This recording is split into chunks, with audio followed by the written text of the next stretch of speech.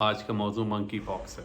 نئی بیماری نہیں ہے. اس فیملی کی ایک پرانی بیماری اسمال پاکس سے دنیا واقف ہے. 1980s میں اس کا خاتمہ ہو گیا تھا اسمال پاکس کا، اور اب نئی جنریشن شاید اس کے نام سے بھی واقف نہیں ہے. اسی فیملی کا یہ وائرس ہے، بندروں سے انسانوں میں منتقل ہوا، 58 میں ڈسکور ہوا. ہمارے ملک میں ابھی تک ایک کیس رپورٹ ہوا ہے جس کا اللہ کے فضل سے وہ صحت یاب ہو کے ڈسچارج بھی ہو گیا ہے ہاسپٹل سے، اور ہمارے ملک میں ابھی تک کوئی بھی ایسا پینک ہونے کی ضرورت نہیں ہے.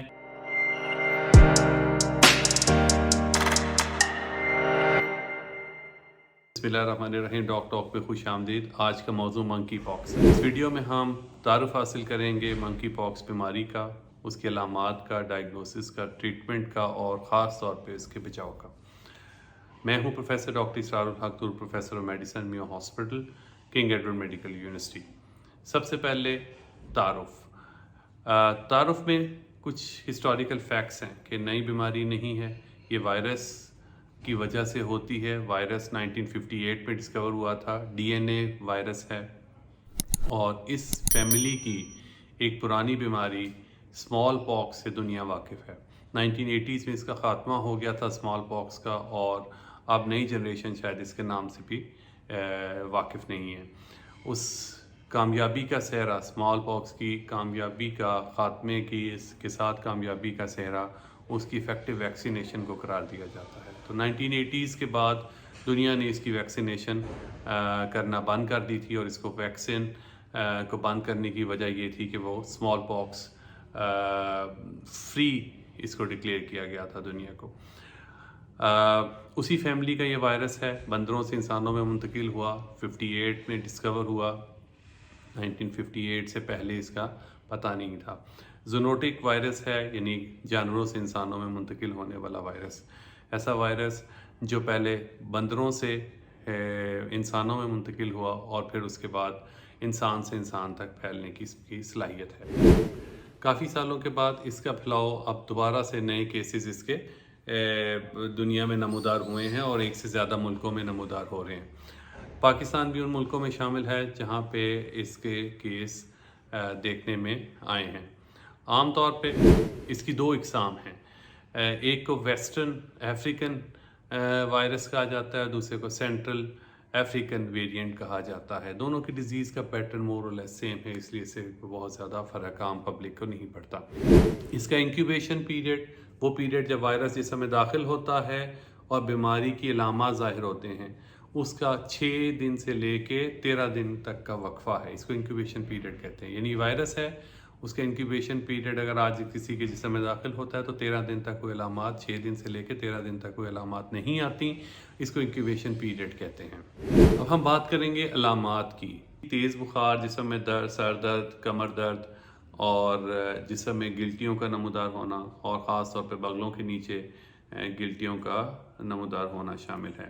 ایک اسپیشل علامت اس کی پیپ والے دانے ہیں. پہلے نشانات بنتے ہیں، پھر اس میں سادہ پانی نما ایک لیکوڈ کٹھا ہوتا ہے، اور اس کے بعد اس میں پاس پڑ جاتی ہے.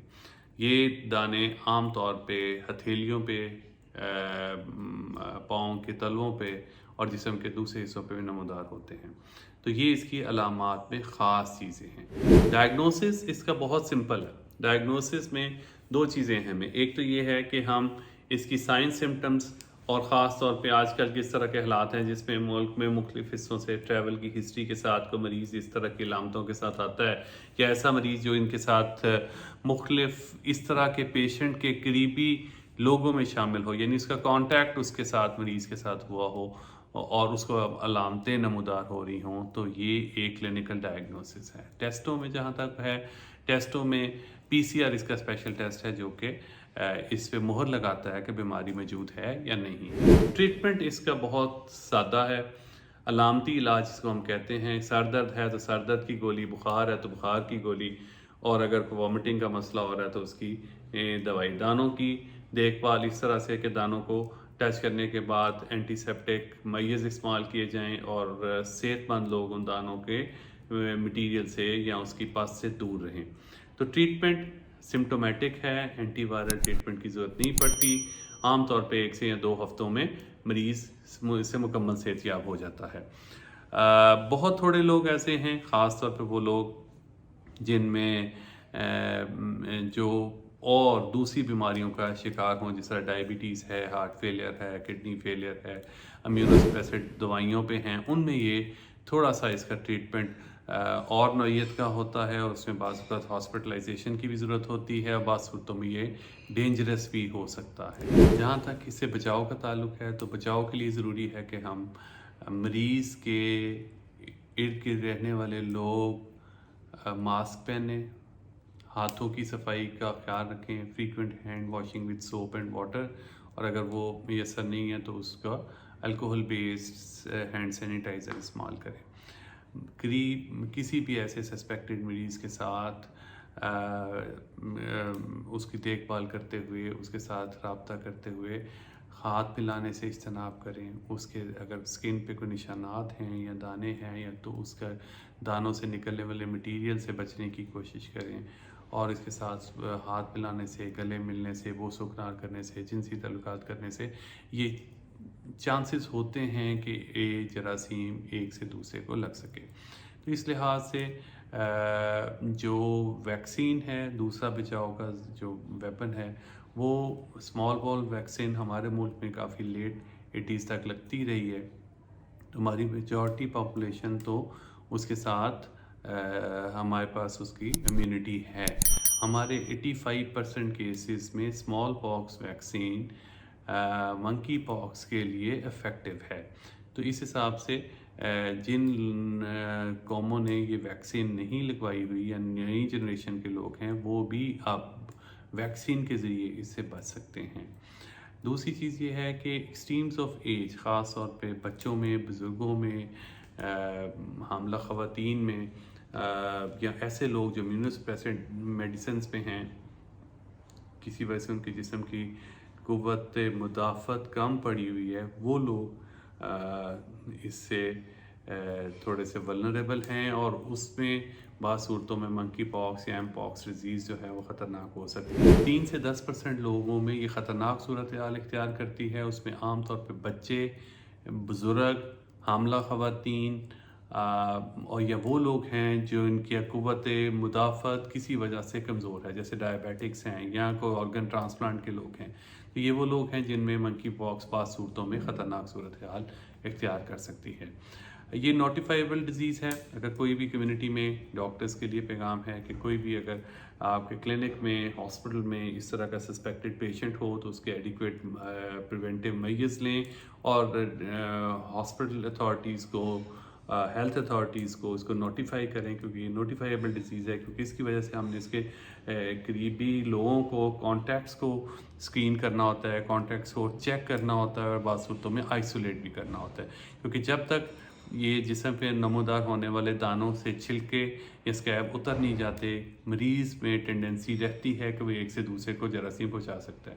تو اس وجہ سے بہت ضروری ہے کہ اگر کسی بھی مریض کو اگر بخار اتر بھی جائے اور اس کے بننے والے نشانات اگر جسم پہ موجود ہوں تو اس کو آئسولیشن میں رکھا جائے، اس سے میل ملاپ اور قریبی تعلقات سے اجتناب کیا جائے، فریکوینٹ ہینڈ واشنگ ان کے فیملی کے لوگوں کو، ان کے قریبی لوگوں کو ایڈوکیٹ کیا جائے، بتایا جائے، اور اس کے ساتھ اس کی اوور آل جنرل صحت کا خیال رکھتے ہوئے اس کی قوت مدافعت کو بڑھاتے وقت بیلنس ڈائٹ دیا جائے، اس میں کوئی اسپیشل ڈائٹری پریکاشنز نہیں ہیں۔